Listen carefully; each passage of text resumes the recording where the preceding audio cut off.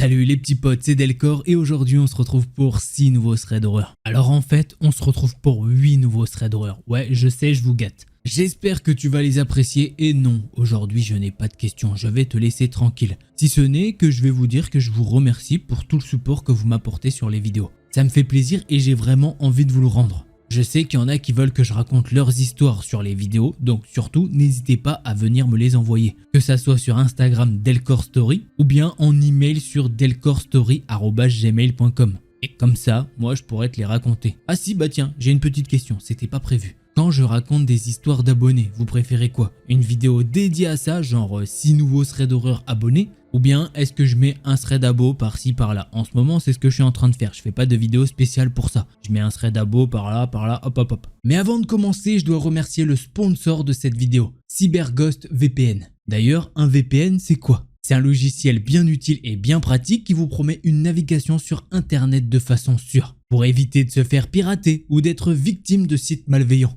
L'une des meilleures solutions, c'est d'utiliser un VPN, un réseau privé virtuel, en bon français. CyberGhost vous permet de masquer votre adresse IP et surtout de chiffrer vos données et de rediriger l'intégralité de votre trafic internet via un tunnel sécurisé. Non seulement CyberGhost va masquer votre IP sur les sites que vous visitez, mais il vous permet aussi, en ayant une IP étrangère, d'avoir accès à du contenu international. Par exemple, moi j'arrive à trouver des sites internet américains avec des threads d'horreur bien flippants auxquels je n'ai pas accès depuis la France. Et c'est pas tout puisque toi tu auras accès à plus de 40 services de diffusion de streaming comme Netflix, Hulu, Disney+, et bien d'autres. D'ailleurs, vous pourrez utiliser CyberGhost VPN sur cet appareil avec un seul compte. Encore hier, j'ai vu Cookie regarder The Walking Dead avec sa tablette posée dans son pouf. C'est aussi ce qui en fait le leader mondial dans l'industrie de la sécurité et de la confidentialité avec plus de 38 millions d'utilisateurs. Et ils ont 4,4 étoiles sur Trustpilot pour plus de 19 000 avis. Grâce à CyberGhost, tout un monde va s'ouvrir à vous pour à peine plus de 2 €. C'est 2,03 € par mois si t'aimes bien chipoter.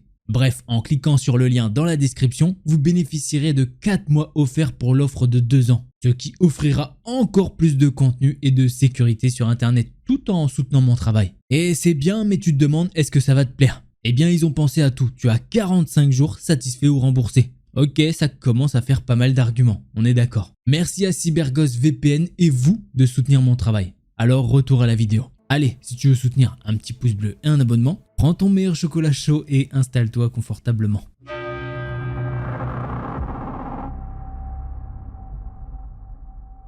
À l'époque où j'étudiais à l'université pour mes études de premier cycle, j'allais au skatepark du centre-ville presque chaque fois que j'en avais l'occasion, entre les cours et le travail. J'habitais aussi en centre-ville, tout près de mon université en Californie. Disons simplement que c'est le genre de centre-ville où, si l'on n'y prend pas garde, on peut s'attirer bien des ennuis en étant trop confiant ou naïf. Le skatepark n'était pas typique des adolescents rebelles fumant des cigarettes. C'était plutôt le genre de skatepark où si jamais tu regardes mal quelqu'un, tu te fais directement poignarder. Sachant cela et ayant entendu les histoires d'un ami qui s'était déjà fait agresser par des membres de gang dans ce quartier, je savais que ce qui était là-bas pouvait être risqué. D'autant plus que je n'étais pas très intimidant, ni dans l'apparence, ni dans le comportement. Cela n'a pas aidé que, même si je vivais dans cette ville depuis quelques années déjà, j'ai grandi dans une petite ville et je manquais d'intelligence dans la rue. Et j'ai toujours pensé que les gens malhonnêtes pouvaient s'en rendre compte. Malgré mes réserves à ce sujet, je pensais que tant que je restais seul et que j'étais constamment conscient de mon environnement,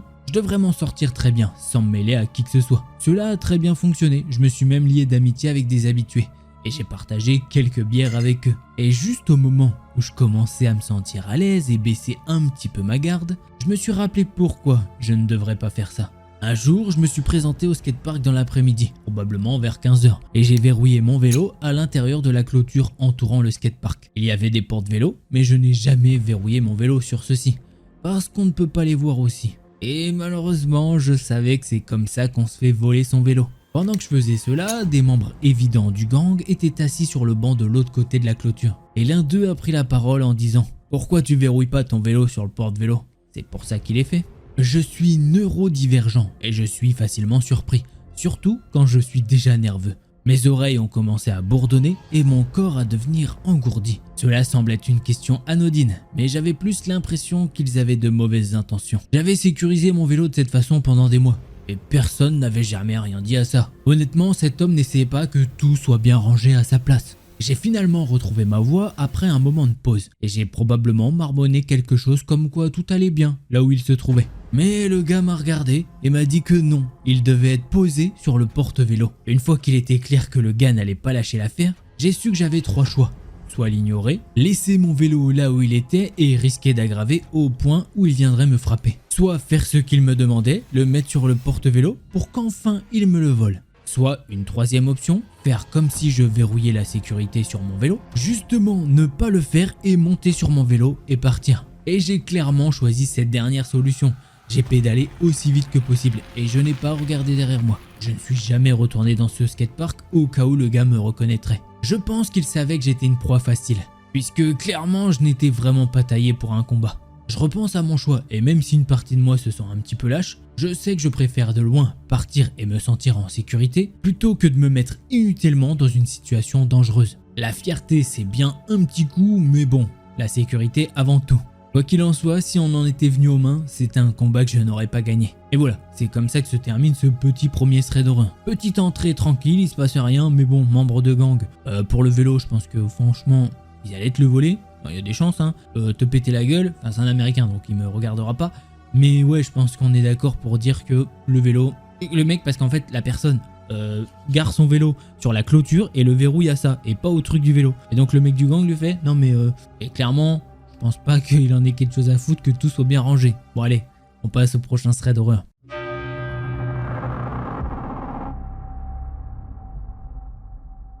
Alors pour ce troisième thread d'horreur, il va être assez court, mais t'inquiète pas. Mon histoire s'est passée il y a quelques heures. Je regardais la finale de Ligue des Champions avec des potes. J'ai un pote à moins de 2 km de chez moi. À la fin du match, chacun rentre chez soi.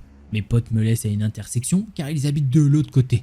Je suis donc seul. Pour rentrer chez moi, je dois passer par un passage, une espèce de mini-forêt, afin de gagner du temps. Il faisait tout noir car la mairie éteint les lumières à partir de 22 h. En rentrant chez moi, près de la forêt, je ne me sentais pas bien. Et ça m'arrive rarement en rentrant chez moi. Je me dis que c'est rien et qu'il ne fallait pas s'inquiéter. J'entendais au loin des bruits de vélo qui clignotent pendant au moins 30 secondes, puis plus rien. J'y prêtais pas forcément attention, même si c'était vraiment bizarre. Et quelques secondes plus tard, je me sentais vraiment pas bien. Comme si on m'observait. J'étais comme oppressé. J'entendais des bruits de pas. Mon cerveau me dit de regarder derrière moi. Et en me retournant, je vois une silhouette qui marche très discrètement, un peu accroupie, avec ce que je crois être un objet dans ses mains. En voyant ça, ni une ni deux, je cours comme j'ai jamais couru. J'entendais ces bruits de pas accélérés pendant une dizaine de secondes. Puis, je ne les entendais plus. Mais je continue à sprinter. Je suis même tombé par terre à 200 mètres de chez moi. Ce qui m'a effrayé, c'est que pendant tout ce laps de temps, ce mec n'a même pas dit un mot. J'entendais uniquement ses bruits de pas et sa respiration. Puisque oui, il respirait assez fort. Je suis ensuite rentré chez moi sans jamais me retourner. Puis je suis resté sur ma terrasse avec ma mère pour tout lui raconter. Et je ne l'ai pas vu passer devant chez moi. En tout cas, merci de m'avoir lu. C'est court, c'est simple, mais c'est une petite course-poursuite qui aurait pu finir très mal. Pourquoi le mec, je sais pas, peut-être son équipe elle a perdu, il est parti en cacahuète. Non, je sais pas. Vraiment, après il était quelle heure? Il était plus de 22 h, je sais pas à quelle heure, c'était après la Ligue des Champions apparemment. Et qu'est-ce qui fait que... Pourquoi il lui a fumé sa... Enfin, il voulait lui fumer sa mère, je sais pas. Vraiment. Des fois, je comprends pas. J'ai pas de... Ouais, j'ai pas les mots. Bref, conclusion un peu nulle. Ah oui, c'est pour ça. Du coup, on passe à la prochaine histoire.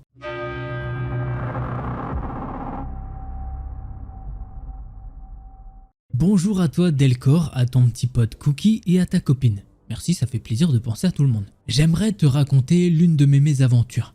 La voici. Il y a 3 ou 4 mois, je quittais la demeure de ma mère, lui disant « Bonne nuit maman et je t'aime ». Une fois arrivé à ma voiture, j'ouvre ma portière.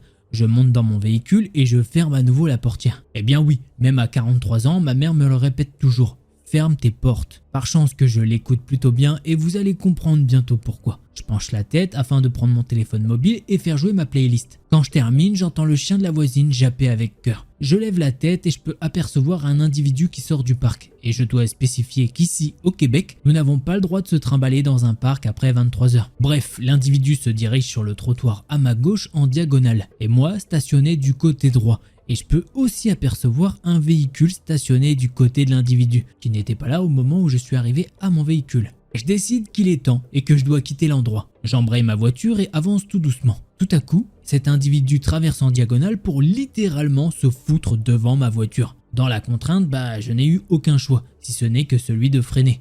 se dirigeant du côté passager. Je descends à peine ma fenêtre au cas où il serait vraiment en détresse et il me raconte une histoire à dormir debout. Il me raconte qu'il sort d'une fête avec son ami, que je peux voir sur le trottoir de droite un petit peu plus au loin, et qu'il a été volé par une fille. Elle a soi-disant pris son portefeuille et son mobile, et que maintenant je dois le laisser embarquer dans ma voiture. Vous vous souvenez du véhicule que j'ai mentionné plus tôt?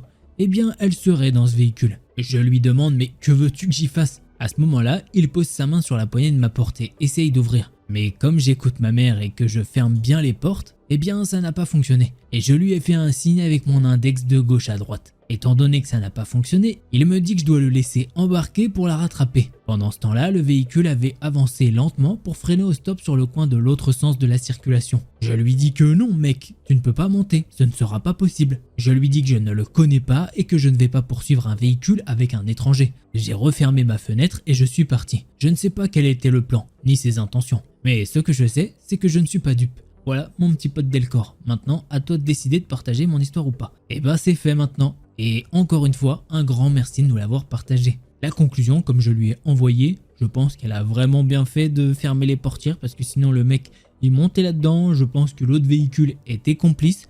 C'est bizarre. En tout cas, personnellement, je trouve ça un petit peu chelou. Donc voilà, vaut mieux des fois prendre ses précautions. Au pire, bah ouais, lui avait volé son téléphone, mais il est pas mort le mec. Tu vois, je veux dire, il n'y a pas de...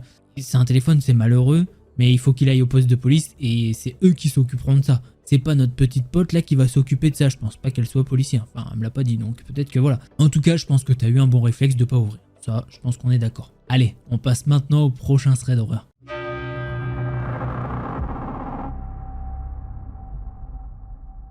Allez, c'est parti pour ce 4e thread d'horreur, mais avant, un petit pouce bleu, un abonnement, si tu l'as pas fait, c'est cool. Je vivais dans une colocation, à la périphérie d'une ville réputée pour être généralement très sûre. Une clé est nécessaire pour entrer dans le bâtiment principal, mais souvent la porte n'est pas fermée correctement et ne se verrouille donc pas. Ce n'est pas vraiment une source d'inquiétude pour quiconque dans l'immeuble car c'est un quartier très sûr. Il est environ 2 h du matin et je suis allongé dans mon lit. Nu, complètement étalé. Quelqu'un ouvre ma porte et entre. Je suppose que c'est un de mes colocataires qui se dirige vers le balcon. Il faut traverser ma chambre pour y accéder. Il est donc tout à fait normal que quelqu'un entre à cette heure-là. J'aime pas intervenir dans les threads et tout, j'aime pas donner mon avis personnel, mais c'est quoi ce délire? Le mec il vient, 2 h du matin, il traverse ta chambre pour aller sur le balcon pour aller fumer, comme tu vas le voir. J'ai pas les mots. On va reprendre parce que là, ça, tu vois, ça me reste en travers de la gorge. Je viens de fumer un petit pétard et il est 2 h du matin. Alors j'ai choisi de l'ignorer et de faire semblant de dormir. Je peux le sentir là, debout, pendant environ 2 minutes. Je pense peut-être qu'il attend que sa petite amie le rejoigne. Et peut-être qu'il est resté là à vérifier son téléphone. Bon, rien de très grave. Il se dirige vers le balcon, cela prend environ 2 ou 3 minutes. Donc je suppose que oui, c'est bien lui. Il fume une cigarette. Il revient et se remet debout dans un silence total. Mais je suis à moitié endormi et j'y pense pas vraiment. Le lendemain matin, mon colocataire me dit que quelqu'un est entré par effraction.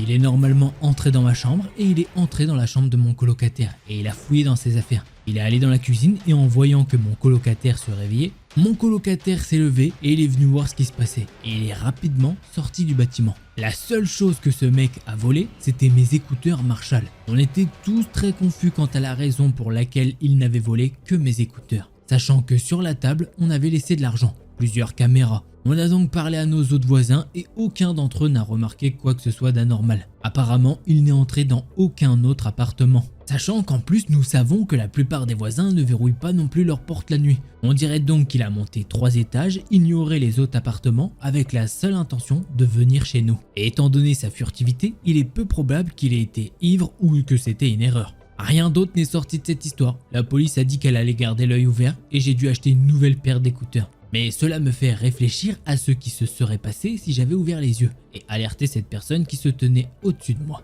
Est-ce qu'il m'aurait fait du mal? Est-ce qu'il s'agit d'un parfait inconnu ou de quelqu'un que j'ai déjà rencontré? Et bah clairement, j'aime bien cette histoire. Pourquoi le mec n'a volé que des écouteurs? Peut-être parce que c'est que le truc qui nidait. À ce moment-là, il était là en mode « Oh, putain, il me faut des écouteurs, c'est vrai que j'ai besoin. » Les caméras et l'argent sur la table, non. Il n'en avait pas besoin, il en avait. J'ai dit « Non, bah je vais prendre que les écouteurs. » Par contre, c'est hyper flippant. En fait, qu'il y a un mec qui vient, il le regarde, il fume une cigarette, il se barre. C'est lunaire comme truc, vraiment, je ne... T'as que des questions, mais t'as pas de réponse. C'est une dinguerie. Ça, c'est... D'un côté, c'est un peu chiant, mais bon, c'est comme ça, hein. Bon, allez, on passe au prochain thread d'horreur.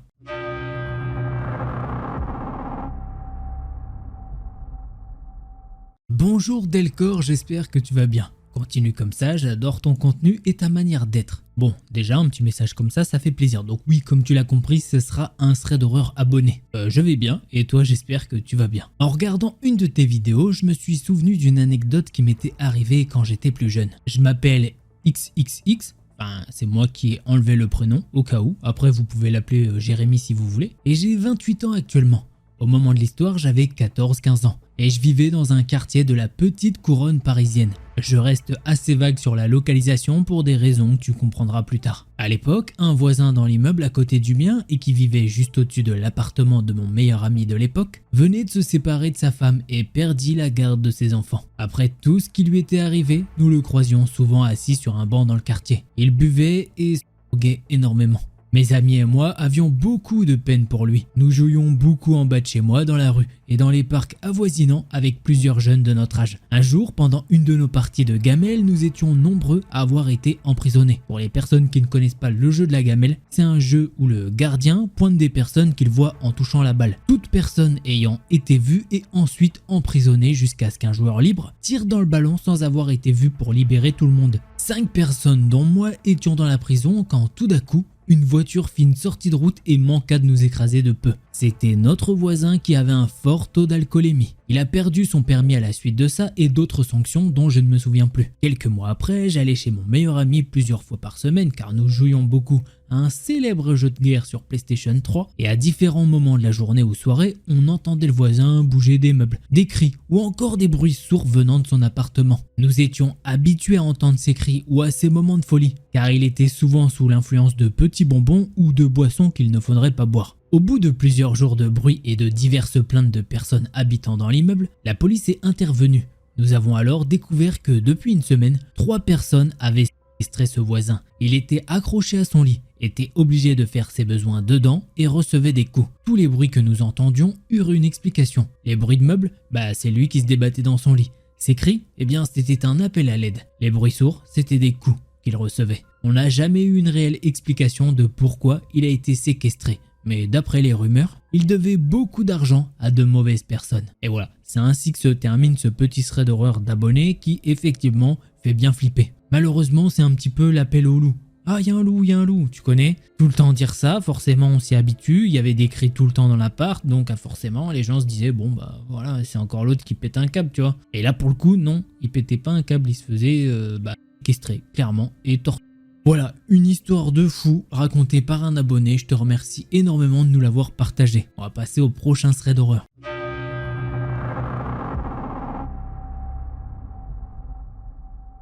Alors, tout d'abord, il faut savoir que je suis né et j'ai vécu jusqu'à mes 18 ans dans le coin où ça se passe. Donc les bruits de la nature du coin, normalement, ça me connaît. Je suis parti en ville à ma majorité. Je reviens voir ma famille pendant les vacances. Entre-temps, l'année dernière, ils ont déménagé dans un hameau vraiment isolé dans les champs, à quelques kilomètres de mon village d'enfance. L'été dernier, je passe pour un petit séjour. Il fait chaud, donc j'ouvre les fenêtres la nuit, en fermant les volets. Les fenêtres donnent sur la rue, mais de toute façon, il n'y a littéralement personne ici. On a des voisins, mais c'est des couples de cinquantenaires, donc je sais que je ne serai pas dérangé pour dormir. À 21 h, c'est le silence total. Je m'endors tranquille, mais à 3 h du matin, je suis réveillé par un bruit. C'est le bruit d'un oiseau. C'est assez fort pour m'avoir réveillé, mais il reste loin. Je suis dans les vapes. Je l'écoute pour déterminer ce que c'est. Mais je n'y arrive pas. J'arrive pas à me rendormir car le bruit casse complètement le silence. Mais quelque chose me retient d'aller fermer les fenêtres. Le bruit se rapproche de moi progressivement et ça me fait une sensation vachement bizarre. Le bruit arrive vers mes fenêtres et ça me glace le sang car c'est pas du tout le comportement d'un oiseau de faire ça. Donc je sors de mon lit discrètement et je colle mon oreille au volet. Et là, j'entends un truc qui me terrifie et j'arrive plus du tout à bouger. Le chant de l'oiseau tressaute. Il se rate. C'est donc pas un oiseau, c'est un humain avec un pipeau à oiseau. Et il marche dans la rue. Le mec est genre à quelques mètres de moi. J'ai une sensation vraiment bizarre. J'ai l'impression d'assister à un truc auquel je ne devrais pas. Donc je reste figé et j'attends qu'il parte assez loin pour pas entendre que je ferme les fenêtres. Je me pose clairement plein de questions. Il y a des champs tout autour, des petites forêts à quelques kilomètres. Pourquoi le mec va utiliser son pipeau dans la rue? S'il y avait un oiseau avec ce chant dans le secteur, je l'aurais entendu de ma fenêtre. Et c'est pas le cas. Bref, le mec est parti. Trop bizarre, mais bon. Après quelques heures, je me rendors. Le lendemain matin, j'en parle à mes parents. Ils ne me croient pas et pensent que j'ai rêvé. Ça m'énerve. J'aime pas qu'on pense que je déraille. Alors je décide de laisser les fenêtres ouvertes cette nuit et d'essayer d'enregistrer le son pour qu'ils me croient. Et aussi pour qu'on puisse déterminer quel oiseau le mec essaye d'imiter. Je leur dis et ils se foutent de ma tronche en me disant que ça se reproduira pas. Mais raté. À 3h du mat, le mec était au rendez-vous et me réveille de nouveau. Cette fois, je sors mon tel et je le colle au volet pour enregistrer le son. J'entends le mec trébucher près de ma fenêtre, ce qui fait un bruit de caillou. Donc, c'est définitivement pas un putain d'oiseau. Le lendemain, je fais écouter le son à ma mère. Elle pense que c'est le bruit d'une chouette. Ok, c'est le bruit d'une chouette. Mais bon, ça n'explique pas pourquoi il y a un mec qui fait la chouette sous ma fenêtre alors qu'il n'y a pas de chouette à porter. 3e nuit, je laisse toujours les fenêtres ouvertes. J'ai toujours peur, mais je suis trop curieuse. Et je vais me poster cette fois derrière la porte d'entrée, à 2 pas de ma chambre sur la même façade. La porte est en verre un peu floutée. La rue est éclairée par quelques lampadaires. Bref, si le mec passe, je verrai sa silhouette. Et je pourrai déterminer à quoi ressemble l'homme chouette. Eh ben non, j'arrive pas à le voir. Je l'entends, mais je vois pas son ombre. Même pas une petite forme. C'est vraiment trop bizarre. Les nuits d'après, je continue à l'entendre. Ma mère s'est levée à 3h pour voir et on l'a écouté ensemble. Une fois, ma mère a fermé la fenêtre quand il était juste à côté, car le bruit la saoulait. Et le bruit s'est juste arrêté quand il l'a entendu. Je finis par fermer les fenêtres tous les soirs. Je sais pas quoi faire de plus pour enquêter. Le seul truc que j'ai pas fait, c'est sortir dehors quand il est là. Et c'est hors de question que je le fasse. Je l'entends quand même, fenêtre fermée. Mais bon, ça me réveille pas. Ça a duré 1 semaine tout ça. Toutes les nuits. Je repars chez moi et j'y repense plus trop. Mais ma mère me dit parfois qu'elle l'entend. Parfois elle l'entend pas dans cette rue, mais dans un petit chemin perpendiculaire à la rue qui mène au champ. Elle dit que ce qu'elle entend c'est une chouette, mais je sais que c'est pas une chouette et que c'est lui. Et on arrive à cette nuit. Cette nuit, je l'ai réentendu à 3h. Genre là, j'ai fini d'écrire, il est 4h du matin. J'arrive même pas à me rendormir, cette histoire me rend folle. J'ai fermé la fenêtre avant qu'il s'approche trop de moi, car il me fait toujours peur et j'ai pas envie de subir ça. Et je me dis merde, j'aurais dû l'enregistrer. Bref. Demain soir, si je l'entends, je l'enregistre de nouveau et j'essaierai de publier le son. Je sais pas si on peut sur Reddit, mais bon, faut que je fasse gaffe car maintenant j'ai un chiot. Ce con fait du bruit la nuit, il faut pas qu'il fasse fuir l'homme chouette. Avez-vous une idée du but de ce mec? Pourquoi jouer du pipeau dans la rue? Pourquoi il veut absolument attirer des chouettes? Ça peut pas juste être un passionné, le mec fait ça toutes les nuits de la semaine. Là, maintenant, on a une petite update qui s'est rajoutée après. Cette nuit, j'ai zappé de fermer la fenêtre et évidemment, je l'ai réentendu. Ça me met toujours aussi mal à l'aise. Mais surtout là, j'ai distinctement entendu 2 siffleurs. Le soir de l'enregistrement, j'avais aussi entendu 2 bruits. Mais même si l'enregistrement paraît fort, ça restait assez loin. Alors je me suis dit bah cool, le gars a réussi à parler avec sa chouette. J'enregistre quand même pour le kiff, mais quand on l'entend avec le téléphone, bah c'est quand même moins flippant. Le siffleur n'a pas été jusqu'à sous ma fenêtre car une voiture est passée. Et il s'est tué définitivement après. Mais là, cette fois, il a été jusque sous ma fenêtre. Et les 2 bruits sont pas du tout le mec et une chouette, mais bien 2 personnes qui sifflent. Et l'une des personnes ne fait pas du tout le bruit d'une chouette. Du coup de 1, ça fait un boucan d'enfer, mais vraiment ultra fort. J'ai l'impression que chaque nuit c'est graduel. L'année dernière c'était pas comme ça. Aucun oiseau ne répondra à un tel boucan, car avec plusieurs sifflets, c'est vraiment le bordel. Donc le mec n'essaye vraiment pas d'attirer des oiseaux. Je suis ultra mal à l'aise, vraiment. J'ai pas enregistré cette fois, mon tel était éteint et j'avais peur de l'allumer. Voilà, c'est comme ça que se termine ce thread. Malheureusement, il y a un enregistrement audio qui a été fourni, sauf que le son est vraiment trop faible. Déjà, j'entends pas beaucoup moi sur le truc. Si en plus je dois vous le mettre au montage et que j'augmente à fond, peut-être que ça va tout dérégler, donc voilà, on va pas faire de fifouterie. Mais effectivement, j'ai le record, donc je sais que c'est pas un bruit de chouette, parce que sinon c'est une chouette qui est malade, quoi. Allez, parce que je suis allé écouter des bruits de chouette au cas où pour voir. Et effectivement, enfin, ça fait comme des bruits de chouette, mais le gars, il le fait mal. Je sais pas comment dire. Très flippant. Pourquoi le mec fait ça? Pourquoi le gars vient sous les fenêtres dans la rue? Effectivement, comme la personne le dit, je pense que le mieux ce serait dans une forêt de le faire, dans des champs. Pas là en plein centre-ville. Enfin, c'est pas un centre-ville, mais c'est en ville. Enfin, je comprends pas. Je suis perplexe. Je sais pas ce que vous en pensez, mais justement, on va passer à la prochaine histoire.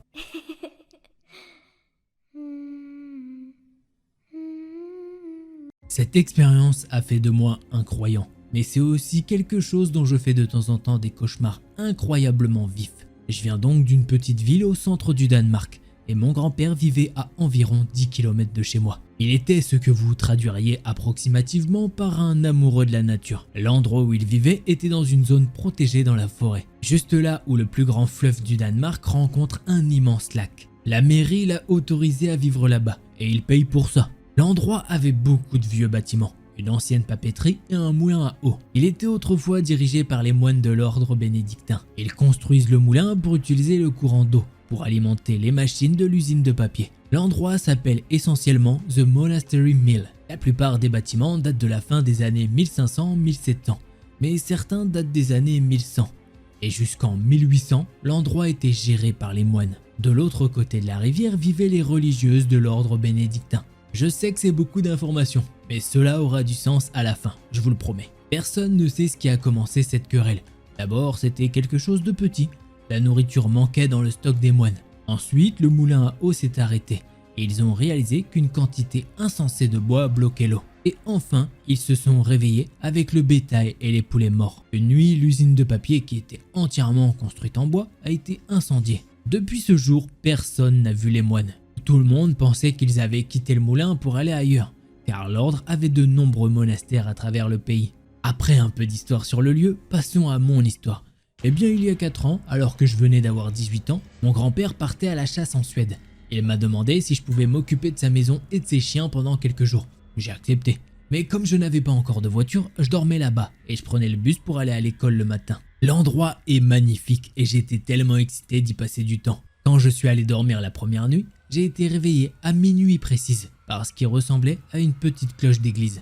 Ça a sonné pendant quelques minutes, puis ça s'est arrêté.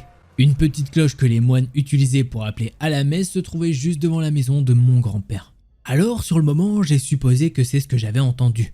Mais quand je me suis réveillé le lendemain matin et que j'ai vérifié la cloche, elle était bien attachée, donc aucun vent ou personne n'aurait fait sonner la cloche. La nuit suivante, cela s'est reproduit. Ça m'a réveillé exactement à minuit et ça a sonné pendant quelques minutes. Je me suis lentement dirigé vers la porte d'entrée qui était en verre pour regarder la cloche. Et il y avait les 2 chiens de mon grand-père qui regardaient dehors en grognant. Et je jure devant Dieu que j'ai regardé dehors. J'ai vu un homme chauve portant une longue robe blanche disparaître dans les bois, presque comme s'il flottait. J'ai appelé mon père pour lui demander de venir me chercher, et c'est ce qu'il a fait. Nous sommes tous les 2 revenus le lendemain pour vérifier la cloche et elle était toujours attachée. Mon père m'a alors confié que même s'il ne croyait pas à ces trucs, il avait eu beaucoup d'expériences bizarres dans son enfance, auxquelles il ne trouvait toujours aucune explication possible. Avance rapide jusqu'à l'année dernière. Mon grand-père vivait toujours là-bas et le conseil de la ville a décidé de diviser la rivière et de l'élargir. Un truc qui avait à voir avec l'environnement forestier. Mais je n'ai pas vraiment compris pourquoi. Il leur a fallu des semaines pour planifier les travaux. Puis le jour où ils sont venus avec toutes les machines pour commencer l'expansion, ils n'ont travaillé que quelques heures jusqu'à ce qu'ils aient dû arrêter les travaux. Pendant qu'ils creusaient, ils avaient trouvé quelques ossements. Ce n'était pas grave, mais ce qu'ils ont vite découvert, c'est que près de la rivière, du côté des moines, était creusée une fosse commune. Après une équipe de spécialistes et des semaines de fouilles, ils ont estimé que la tombe contenait environ 40 corps, tous datant de 1800. Le conseil de la ville s'est vite rendu compte que les moines ne partiraient jamais. Ils y resteraient en fait pour toujours. Mon grand-père a déménagé après cela. Il était plus ou moins présent pendant toutes ces découvertes. Et cela lui a coûté de se rendre compte qu'il avait vécu juste à côté de tout ça pendant presque toute sa vie. Mon père et mon grand-père ont grandi là-bas. Et j'ai passé d'innombrables jours dans cet endroit. Mais depuis qu'ils ont découvert tout ça, je ne suis pas retourné là-bas. C'est comme ça que se termine ce thread d'horreur et c'est normal que tu ne sois pas retourné là-bas. C'est un petit peu glauque de... En fait, quand il y a un cimetière, il y a un cimetière. Tu vois ce que je veux dire? Mais t'es au courant, hein? Et généralement, c'est que les gens... Enfin, le cimetière, tu transportes les gens et ils sont là-bas. Ils sont pas forcément morts là-bas. Là, cette fosse commune fait que les gens sont morts sur place, clairement. Je sais pas ce qui s'est passé. D'ailleurs, c'est aussi assez glauque et franchement, effectivement, peut-être qu'il y a un des moines qui vient sonner la cloche à minuit et c'est très bizarre. En tout cas, c'est une petite histoire que j'aime beaucoup personnellement, je sais pas ce que vous en pensez. Allez, on va passer au 6e thread d'horreur de cette vidéo.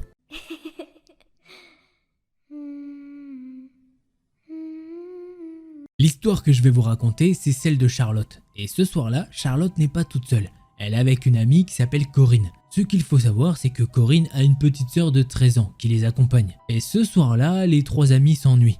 Elles veulent aller à une fête pour boire de l'alcool. On va rien dire là-dessus, bon, on reviendra dessus après, hein, voilà.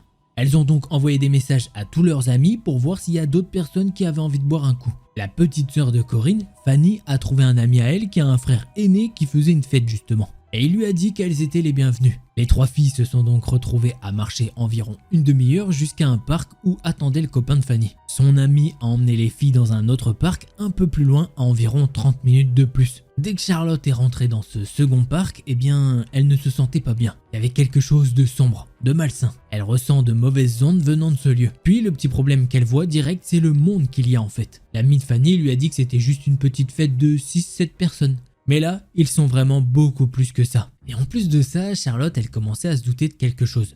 Dans cette fête, eh bien, il n'y avait aucune femme. Les seules femmes, filles qui sont présentes, eh bien, ce sont elles. Là, Charlotte, elle se dit, je vais peut-être un petit peu me tenir à l'écart. Mais avant ça, elle prend son amie Corinne pour lui dire qu'elle trouve ça bizarre qu'il n'y ait aucune fille à cette fête. Mais non, Corinne lui dit qu'elle pouvait faire confiance au frère aîné de l'ami de Fanny. Charlotte se dit juste qu'elle est un petit peu paranoïaque et elle essaye de se détendre. Là, le frère aîné arrive et donne immédiatement à Fanny une bouteille d'alcool, qui je le rappelle a 13 ans. Puis il leur dit « Allez, buvez ça vite !» Fanny a pris 2 gros verres en moins de 10 minutes et Corinne un verre. Charlotte n'a rien pris puisqu'elle veut surveiller ses amis. Mais en même temps, c'est normal puisqu'elle est au téléphone avec son petit ami. D'un coup, en plein milieu de sa conversation téléphonique, Charlotte voit Fanny tanguer fortement de gauche à droite. Là, les yeux de Fanny ont commencé à se fermer comme si elle était sur le point de s'évanouir. Ce qui fait que Charlotte a crié pour que Corinne rattrape sa sœur avant qu'elle ne tombe. Corinne a ensuite secoué sa sœur qui semblait complètement dans les vapes. Et Charlotte peut entendre que Fanny essaye de dire quelque chose comme « Je sais pas, il y a quelque chose qui va pas, je me sens pas bien ». Charlotte met immédiatement fin à son appel et appelle directement sa mère. La mère de Charlotte habite à côté du parc et elle lui explique la situation. Sa mère lui dit exactement ceci. « Écoute-moi bien Charlotte, je ne suis pas à la maison, mais attrape Fanny et Corinne et cours le plus vite possible. » Charlotte essaye d'expliquer à sa mère qu'elle ne peut pas courir,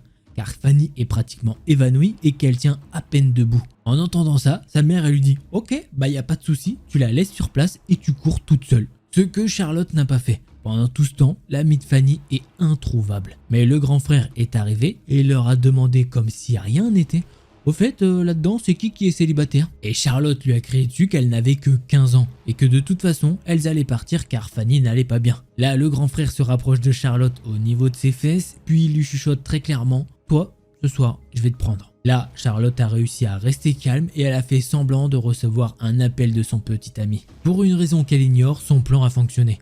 Le grand frère s'est reculé. Puis elle a dit à voix haute pour que ceux qui l'entourent entendent comme quoi elle sort pour parler à son petit ami. Charlotte commence à sortir de la fête, mais le grand frère a empêché ses amis de la suivre. Elle est revenue, elle a pris son courage à deux mains et elle lui a tenu tête. Elle lui a dit de laisser ses amis partir, auquel cas, eh bien elle appellerait la police. En entendant ça, le grand frère les a donc laissés partir. Charlotte et Corinne ont dû traîner Fanny jusqu'à chez elle. Le lendemain, les 2 filles ont tellement vomi qu'elles ne comprennent pas ce qui s'est passé.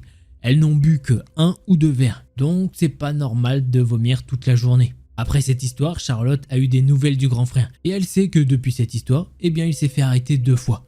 Une fois pour quelque chose qu'elle ne sait pas et la deuxième fois pour agression. Charlotte suppose que ses amis ont été drogués pour être ensuite abusés. Alors une chose les filles comme les gars, ne buvez jamais au grand jamais dans quelque chose que quelqu'un vous a donné.